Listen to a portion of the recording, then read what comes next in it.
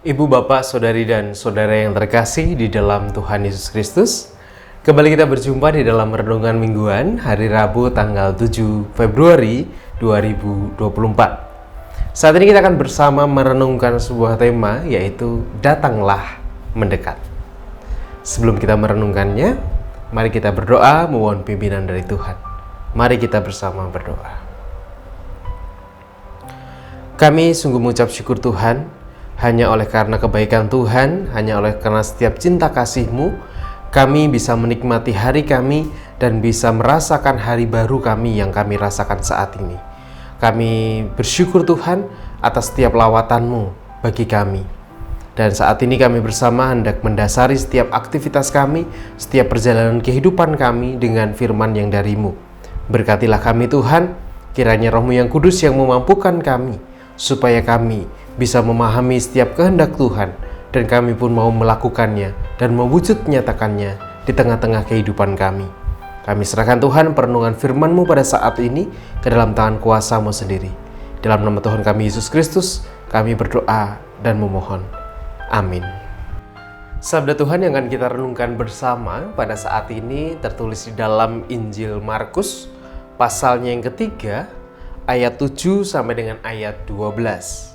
Injil Markus pasal 3 ayat 7 sampai dengan ayat yang ke-12. Yang demikian sabda Tuhan. Yesus menyembuhkan banyak orang.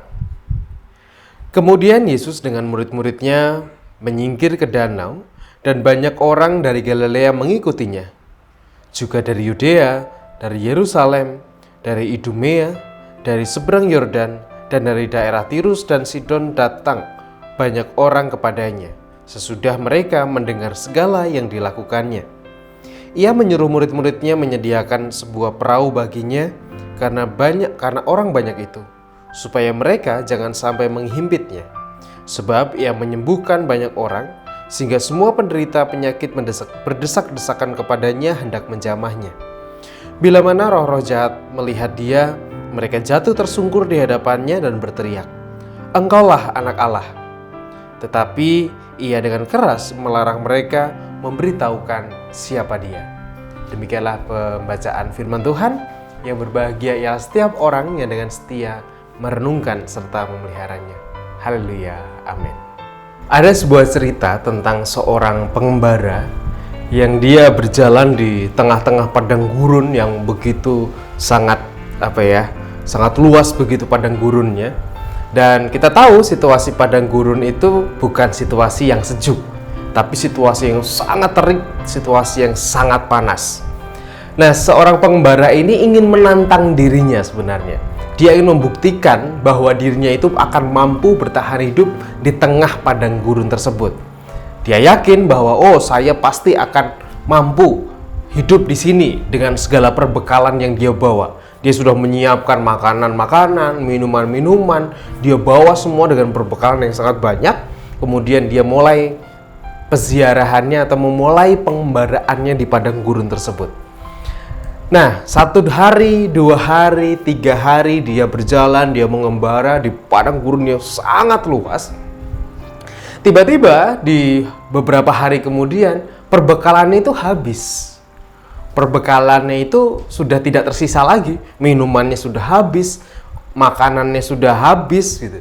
Dia tidak lagi punya bekal untuk bisa bertahan hidup. Kemudian dia mencoba mencari di mana ada mata air di sana. Dia cari, dan pada akhirnya kemudian dia menemukan satu oase atau satu tempat perairan begitu yang bisa dia pakai untuk kemudian mendorong atau kemudian menunjang kehidupannya sebagai sebuah air minum gitu ya, sebagai dia bisa mendapatkan air minumnya setelah dia lemas berjalan beberapa saat karena perbekalannya habis. Tiba-tiba dia menemukan itu. Dalam penemuannya itu, dia ternyata sadar bahwa segala bekal yang dia punya untuk membawa dia melewati padang gurun tersebut itu tidak berhasil. Ada batas di mana perbekalannya itu akan ada limitnya, akan ada batasnya perbekalannya itu. Hingga pada perbekalannya habis, dia akan harus mencari di mana oase atau di mana air itu ada atau sumber kehidupan itu ada. Ia mengakui ternyata ia sadar bahwa dalam dirinya itu tidak semua hal bisa dia lewati sendirian. Nah, ibu bapak dan saudara-saudari yang terkasih dalam Tuhan, dalam teks kita kali ini kita berbicara atau kita membaca tentang firman Tuhan, bagaimana kisah perjalanan Yesus yang ia memulai perjalanan kembali masih di daerah Galilea, dan kemudian ketika dia sampai di sana bersama dengan para murid, banyak orang ternyata datang kepada dia. Datang dengan segala sakit mereka, ada yang kerasukan setan dikatakan, ada yang sakit macam-macam, mungkin ada sakit kulit dan lain sebagainya, datang kepada Yesus.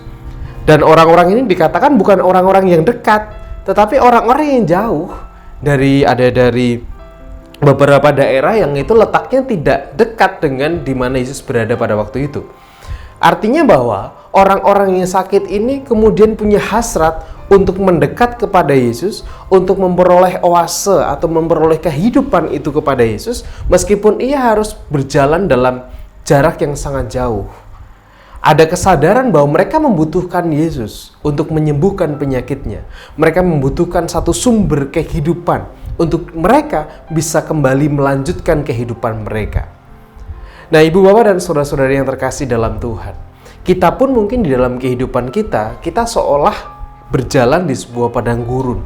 Kita berjalan di dalam sebuah kemisterian. Kita nggak tahu, seperti halnya di padang gurun itu bisa muncul banyak hewan-hewan buas, hewan-hewan ular-ular derik yang sangat berbahaya begitu. Ada banyak kemungkinan ia mati di sana, seorang pengembara tadi. Demikian juga dengan kita. Kehidupan kita pun penuh dengan misteri. Meskipun saat ini kita tidak berjalan di padang gurun, tetapi kita berjalan dalam sebuah ketidaktahuan. Kehidupan kita penuh dengan kemisterian, kehidupan kita penuh dengan ketidaktahuan. Kita mungkin sudah membawa perbekalan kita. Kita sudah mengamunisi diri kita dengan kepintaran, kita sudah memplanning kehidupan kita, membuat rencana A, B, C, D, bahkan banyak sekali rencana yang bisa kita pakai atau bisa kita terapkan dalam kehidupan kita. Tetapi mungkin kalau kita mau jujur, di dalam setiap rencana dan perbekalan yang kita punya, itu seringkali memiliki limit, memiliki batas, di mana dalam batas tertentu mungkin kita akan merasa bahwa kehidupan kita seolah sudah selesai. Nah, kisah tentang para murid tadi atau para orang-orang yang mendekati Yesus untuk mendapatkan kehidupan, mendekat kepada sumber kehidupan, juga bisa menjadi satu inspirasi bagi kita bahwa dalam setiap perbekalan kita punya limit, kita punya batas dalam diri kita. Oleh karena itu, satu yang bisa kita lakukan adalah kita mendekat kepada sumber kehidupan itu. Di tengah-tengah berbagai perjalanan kita, kehidupan kita yang mungkin limit kita mungkin berbeda-beda, persoalan pergumulan kita mungkin berbeda-beda, ancaman terhadap diri kita itu mungkin juga berbeda-beda. Tetapi ada satu hal yang bisa kita lakukan adalah untuk bisa melanjutkan kehidupan kita, mendekat pada sang sumber kehidupan, mendekat pada sang oase, padang gurun yang sudah menyediakan dirinya untuk kita datang kepadanya. Apa yang dilakukan oleh para orang-orang pada waktu itu untuk mendapatkan kesembuhan, untuk mendapatkan kehidupan, juga marilah kita lakukan untuk kita menghampiri Yesus, kita menghampiri Kristus di dalam segala keberadaan kita, di dalam segala keterbatasan kita, untuk kita tetap bisa merasakan kehidupan dan oase, kesegaran, supaya kita bisa tetap melanjutkan kehidupan kita pada jalan-jalan berikutnya. Tuhan memberkati. Amin. Marilah saat ini kita bersama berdoa menghadap Tuhan, membawa setiap pergumulan yang kita punya, membawa setiap limit dan keterbatasan diri kita, supaya kita dimampukan olehnya dan juga kita membawa syukur kita kepadanya. Mari kita menghadap Tuhan di dalam doa. Tuhan, kami adalah orang-orang yang melakukan peziarahan di kehidupan ini. Kami melakukan pengembaraan di dalam kehidupan ini. Jalan di depan kami tidak tahu. Jalan di depan yang akan kami tempuh seolah gelap dan penuh dengan misteri. Kami mungkin membawa perbekalan kami. Kami membekali diri kami dengan berbagai hal. Tetapi kami sadar bahwa segala perbekalan kami itu pun ada batasnya. Oleh karena itu Tuhan, kami hendak berjalan ke arah-Mu. Kami hendak berjalan mendekati sumber kehidupan, mendekati oase di tengah peziarahan kami, di tengah padang gurun yang kami tempuh. Oleh karena itu Tuhan, Tolonglah kami, supaya kami tetap bisa dekat denganmu, supaya kami tetap mengarahkan kehidupan kami kepadamu. Dan tolonglah kiranya Engkau membuka tanganmu untuk bisa menyapa setiap kami yang datang kepadamu. Ya Bapa, kami juga saat ini berdoa menyerahkan saudara-saudara kami yang masih melanjutkan setiap pengobatan mereka dalam proses pemulihan kesehatan mereka.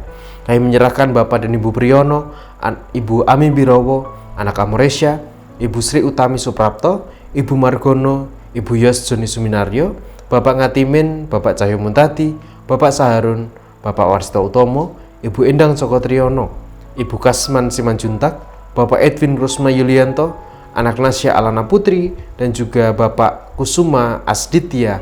Kiranya Tuhan memberkati setiap saudara-saudara kami ini Tuhan, di dalam setiap proses kelanjutan pengobatan mereka. Biarlah pemulihan, biarlah kesehatan yang dari Tuhan boleh Tuhan anugerahkan atas kehidupan mereka. Dan biarlah berkat yang darimu boleh dirasakan juga di dalam setiap proses yang mereka jalani.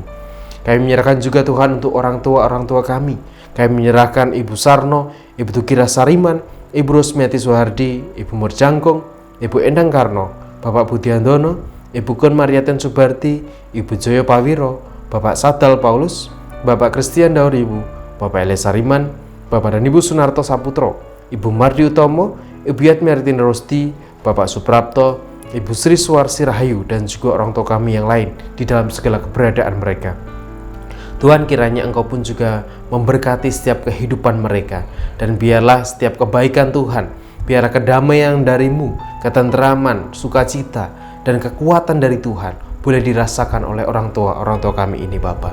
Ya Tuhan, kami juga berdoa untuk setiap persiapan kami menjelang pemilu yang akan datang. Tuhan, kiranya Engkau memberkati setiap petugas yang bertugas, biarlah mereka boleh melaksanakan setiap tanggung jawab mereka dengan baik, dengan jujur, supaya mereka boleh mempertanggungjawabkan apa yang telah Tuhan percayakan kepada mereka. Demikian juga untuk setiap kami, biarlah kami juga tetap bisa menjaga kondusivitas kami, mungkin di tengah berbagai pilihan kami yang berbeda. Kami berharap dan kami mohon, biarlah kuasa Tuhan yang bekerja dan menyadarkan kami bahwa keutuhan kami, kedamaian kami adalah di atas segala-galanya. Kami serahkan Tuhan untuk persiapan pemilu kami ke dalam tangan kuasa Tuhan. Inilah doa kami Tuhan, inilah permohonan kami. Kiranya kuasa-Mu dan Roh-Mu yang kudus yang bekerja dan hadir dalam kehidupan kami. Terima kasih Tuhan. Amin.